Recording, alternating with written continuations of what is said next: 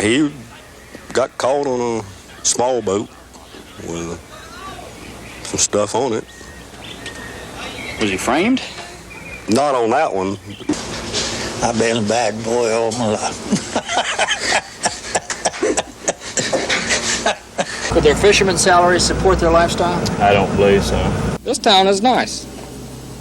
It is nice. And if there is any drug traffic here, all I can say is it's helped this place. When you head west out of Miami across the Everglades on the Tamiami Trail, 30 miles before you get to Naples, there is a single road that cuts through the cypress sloughs to Everglades City. At daylight Monday, 200 sheriff's deputies and federal drug agents sealed off the road and took the entire town into custody. Everglades City is a little fishing village where many of the boats that haul stone crab traps and mullet nets have been moonlighting, catching square grouper, marijuana. Thursday's law enforcement catch was 28 arrests, 14 boats, 8 cars, and 2 airplanes. 13 others named in 5 federal indictments are still swimming free, among them David McCain, a former justice of Florida's Supreme Court. U.S. Attorney Stanley Marcus and Collier County Sheriff Aubrey Rogers said a joint undercover operation in Everglades City began 2 years ago. Everglades City, they said, was the gateway for much of the marijuana that has flooded across southwest Florida in recent years.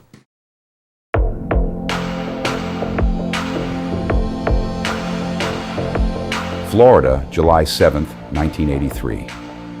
Before dawn, more than 200 federal agents, DEA, U.S. Customs, and local law enforcement sealed off the only road into Everglades City, a tiny, isolated fishing village of about 600 people deep in Florida's 10,000 islands. They moved quietly through the mangroves and narrow streets, raiding homes and arresting 28 residents in the initial sweep. More than half the town's fishing boats were seized on the spot.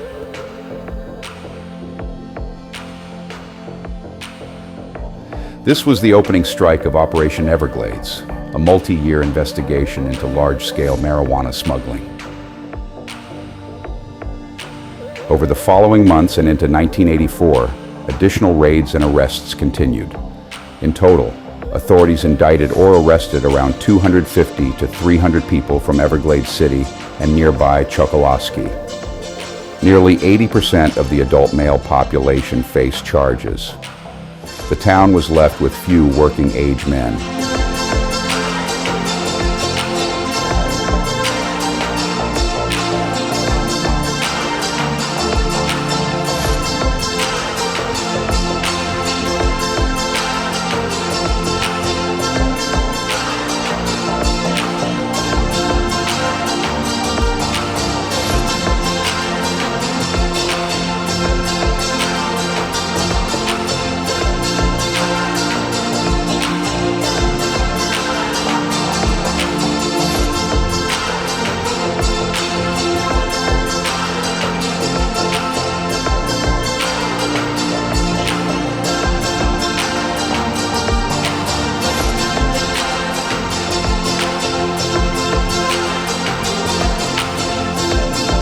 The business of marijuana involves not only growing but also importing and transporting. Mark Potter of our affiliate WPLG in Miami reports on one Florida Gulf Coast town whose economy has been virtually transformed by that end of the marijuana trade. Everglades City, a quiet ocean fishing town of about 500 residents on Florida's southwest coast. Conservative religion, people who are well off and those who are not, and as if from the canvas of Norman Rockwell, the little boy sneaking out of the house, as they do in every other town. But as night falls, the story changes, and something happens here you don't find in the average small town.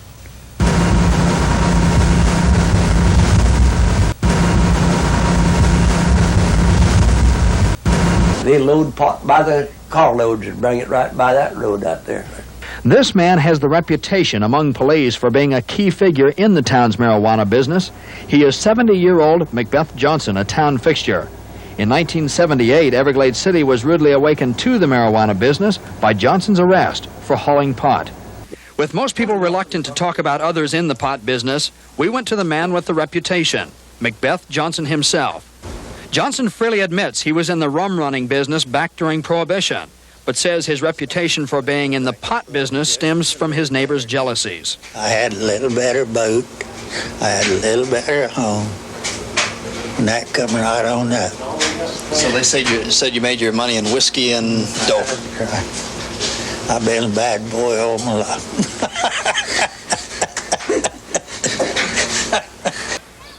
He got caught on a small boat with some stuff on it. Was he framed? Not on that one. Johnson and another man were accused of hauling 64 bales of marijuana in a motorboat. Eventually, Johnson pleaded guilty, but at the time of his arrest, police say he tried to flee the authorities but ran aground on an oyster bed at nearby Chokoloskee Island in front of the old Smallwoods store. In early 1981, William Keene, the son of Collier County's former top law enforcer in Everglades City, was caught hauling 11,000 pounds of marijuana in a crab boat. He was sentenced to 6 months in jail but has filed an appeal. Among those arrested with him was the boat owner, Richard Collins, Macbeth Johnson's son-in-law. He was sentenced to 2.5 years.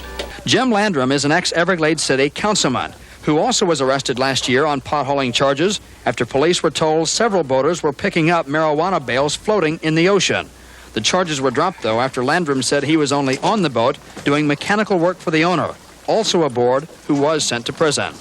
There are new boats and houses and cars here, but the soul of the town, the people, don't really change very much. Everglades City has always been at the edge of nowhere, the edge of the law. In the early part of the century, they poached the white ibis and sold illegal feathers. During Prohibition, it was a bootlegger's haven. And when dope smuggling took its time in history, the fishing boats and the little airstrip were ideal. Vehicule. Vehicule. This transmission isn't for the compliant, not for everyone. Vehicule operates in the dark corners of 80s Miami. The unfiltered stories, the silent runs, the equipment that stays off the books. Vehicule. The print edition drops now. Deeper 80s Miami accounts, the ones buried, premium offshore gear for those who move unseen. Vehicule doesn't wait for approval. Become ungovernable. www.vehiculeshop.com. Go there now. www.vehiculeshop.com. The old-timers in town with the wisdom of history have an easy answer for what's going on and take it all in stride. They're a bunch of outlaws. That's what we are down here, just a bunch of outlaws.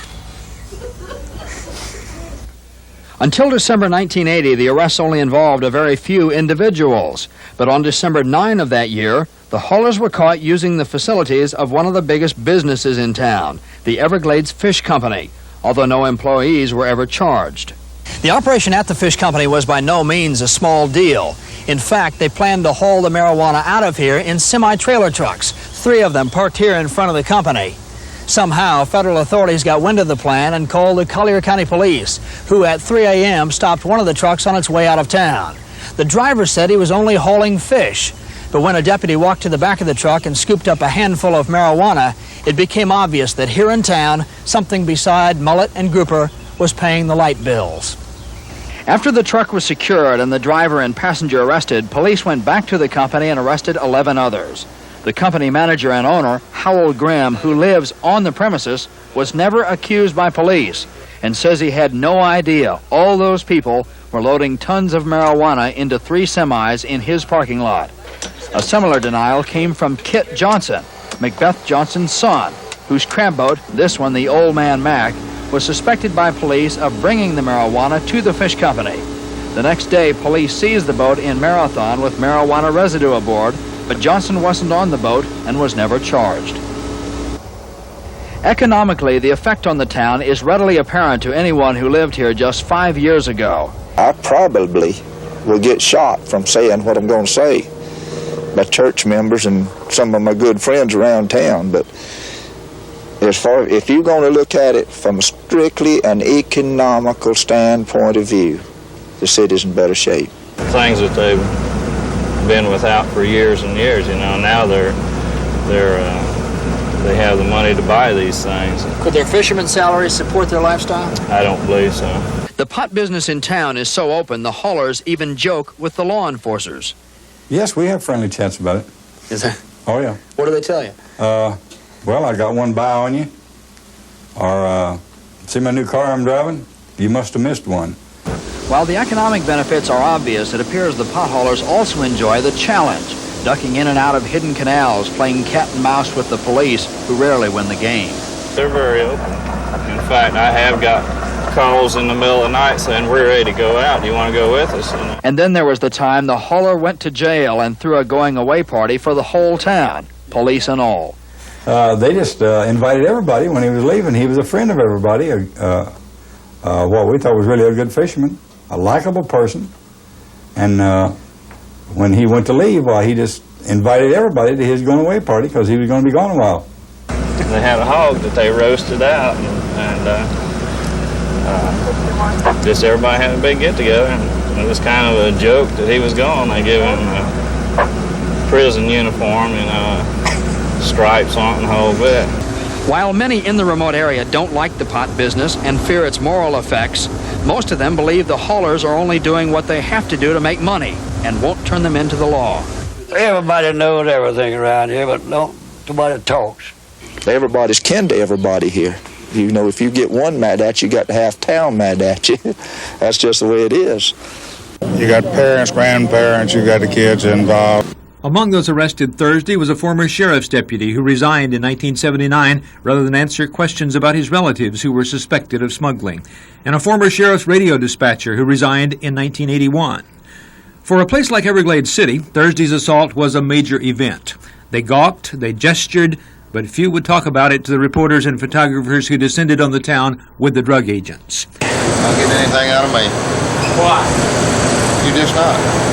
It's something that I don't like to talk about too much anyway, because my whole family's mixed up in it, so I don't like to talk about it. These children that get this dope, it's the same as murder.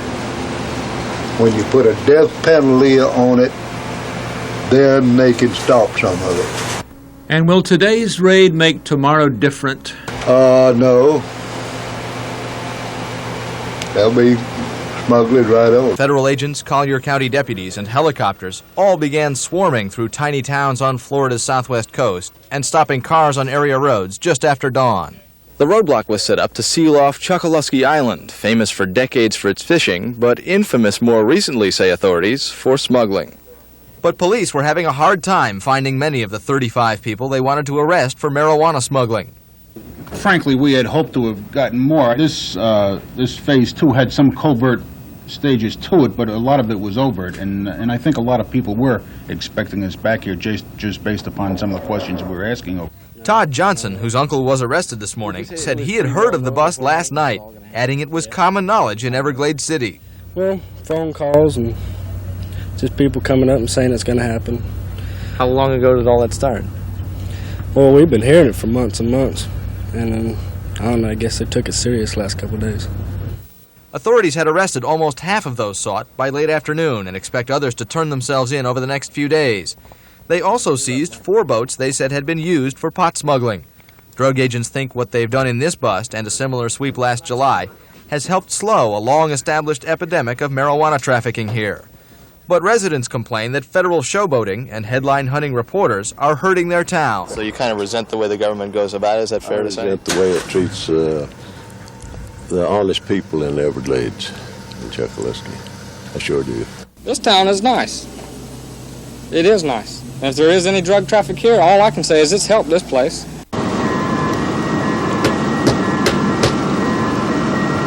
Police officers, open up! The agents descended on houses of suspected smugglers in Collier County as they had less than a year ago in Phase 1 of Operation Everglades.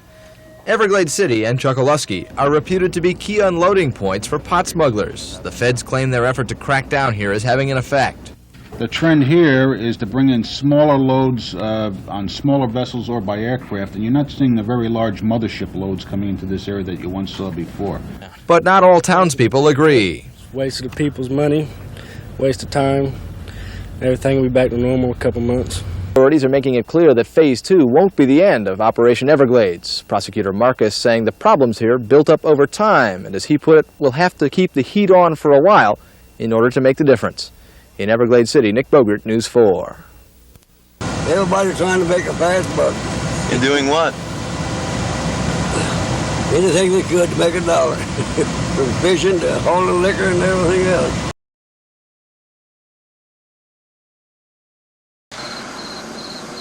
In the wee morning hours, long before sunrise, the talk is bitter at Mama Dot's Cafe in Everglades City. I think it's terrible. Of course, they'd have to sell their homes and all, and it's just not fair that the fishermen should take the lick. As Mama Dot serves breakfast and packs lunches, the commercial fishermen wonder aloud why they are being kicked out of the Everglades National Park. In 3.5 years, they will have to go elsewhere to fish and are afraid they won't make a living. There's poor boys out here trying to make a living, and this is the way I make mine. Well, he's just killing me in the process of doing it. Everglades City is a colorful fishing town of 500 people. In the winter, when the tourists arrive, the population swells to 1,500. It is located on Florida's southwest coast, a straight shot from Miami on the Tamiami Trail. Since 1947, the ocean waters surrounding the town have been included in the Everglades National Park, and that is where the controversy begins. For generations, the townspeople have fished these waters, doing now what their fathers learned from their grandfathers. Every year, thousands of sports fishermen come here and support a large tourist industry. They complain over the years the fish population has declined drastically in the national park. They don't blame commercial fishermen for the decline. Instead, they blame development and water problems. But the sportsmen do say, and park officials agree, that given the shortages now, the commercial fishermen have to go. The park rules say December 1985. We're very, very concerned with the commercial fishermen and their livelihood. But our mandate is to protect this resource of Everglades National Park. It's very unfortunate. I'm very, very sorry that the commercial fishermen are being adversely affected. But we have to be sure that the park isn't being adversely affected. There's so few fish left and there's so few broodstock left. In my opinion, it makes no sense to wholesale them out. Let's face it, a commercial fisherman makes his money. The more he catches, the more he makes. The sportsmen say the commercial fishermen are catching too many mullet, thus chasing away the dwindling numbers of large fish the sportsmen try to catch. The commercial fishermen say that isn't true. And they talk about, well, catching up all the mullet and stuff. Well, hell, for the last 2 or 3 years, we've had more mullet than we've ever had. I think the fishing in the park this year, for recreational and for mullet, is higher and they're more plentiful than I've seen for mullet since 1950 and for other fish for probably 20 years. As it may be clear by now, there is little current scientific data to back up anybody's claim. The commercial fishermen say they are being kicked out of the park simply because of perceptions. You take these tourists that come down from the north and they're out there trying to catch a fish. And they ain't getting any bites, and they ain't catching no fish, and about that time they see a commercial fisherman going by with a net full of fish, and them fish that man with that net has got, the mullet, he couldn't catch them. I don't care if there wasn't no fisherman. But, that's the reason why we can't catch no fish, because of the commercial fishermen. So let's pass laws to run him out. Commercial fishermen are abrasive. They're uneducated. They are mean. And I suspect they might have insulted a guide or two, and the guides take these very respectable citizens out fishing who have the veneer of respectability, and they, in the end analysis, crank the wheels of government. I was under the impression that a national park was for recreational purposes, not for wholesale harvest. The fishermen point out that as far back as 1937, the U.S. Department of Interior promised the commercial fishermen would never be thrown out of Everglades National Park. The promise was repeated in writing in 1947, the year the park was dedicated, and again in 1956, when Park Superintendent Dan Beard wrote, it would be a most serious breach of faith to break our agreement with the commercial fishermen. But the agreement was broken. The park admits it, but says it didn't have a choice. If the conditions were the same as they were in the 1930s and 40s, we wouldn't even be facing this issue. When the park agreed to kick out the commercial fishermen, it probably had no idea there was a driving force in Everglades City who would fight the park all the way to Washington. I believe there's a God. And I believe there's a right way and a wrong way. And somewhere, somehow, I have to feel that the people in Washington also believe there's God, and that they believe there's a right way and a wrong way. She is Jimmy Robinson, who organized the commercial fishermen and filed suit against the government. She claims politics is the reason the ban is against commercial fishermen instead of sportsmen, but says it's not enough to stop her. I hate to feel that because they are commercial fishermen, that people feel they can walk on them, and they can go to Washington and say, do this. They're just an old bunch of commercial fishermen. They don't amount to anything, because they do amount to something. They are people. They're educated in their line of work as well as anybody else is in their line of work. This is their livelihood. Their fathers founded the place, so why should they be run out? They're not hurting the Everglades National Park. For years, while the sun set on Everglades National Park, the controversy was never put to bed. There is too much feeling, too much history, and too much at stake for it to be settled easily. So the war of words of fisherman versus fisherman continues. Mark Potter, Newswatch 10.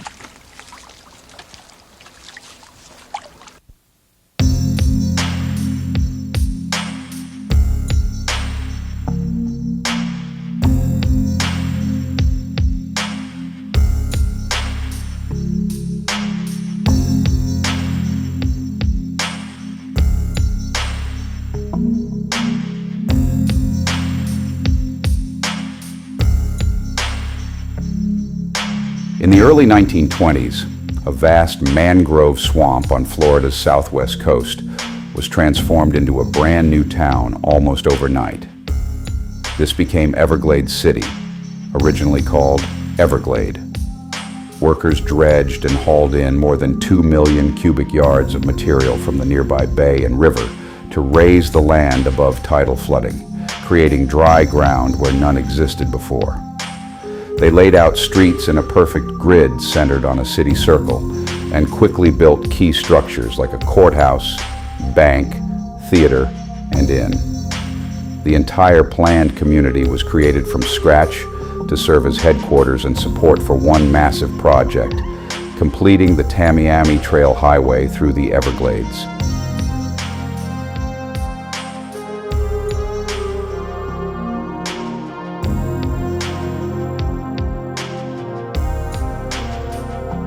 The driving force behind this transformation was Baron Gift Collier, a wealthy advertising entrepreneur who had bought up huge tracts of southwest Florida land and agreed to finance the stalled Everglades section of the road.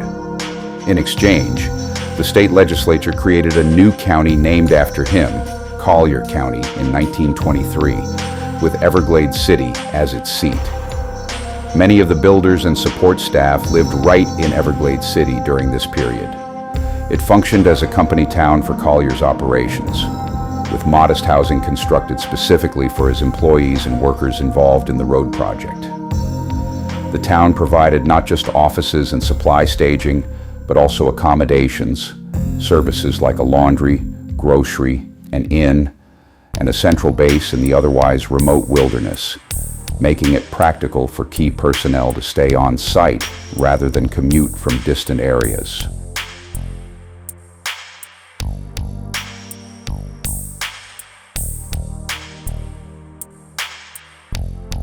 The Tamiami Trail itself was an enormous engineering challenge. Proposed to connect Tampa and Miami across the impossible wetlands, construction dragged on for 13 years and cost about $8 million. Crews used roughly 2.6 million sticks of dynamite to blast through deep limestone bedrock and dense mangroves, battling quicksand, extreme heat, snakes, and unstable ground. Early progress was agonizing. Small teams sometimes advanced only about 0.4 miles per month, but larger crews eventually pushed it through. When the road officially opened in 1928 with a celebratory motorcade spanning the full route, it finally linked southwest Florida by car, boosting commerce, tourism, and settlement in the isolated region. The The same hidden maze of waterways and mangroves that made the road so difficult to build also defined the town's independent, resourceful character. Locals had long mastered navigating the twisting channels for fishing and survival. That intimate knowledge of the terrain carried over into times of hardship. First helping with rum running during Prohibition, and later adapting to other offshore activities when fishing declined. The isolation fostered a quiet self-reliance and defiance toward outsiders who found the area hard to access or patrol. Even through major federal interventions in later decades, the community held on to its roots in the wild landscape and the water that shaped everything.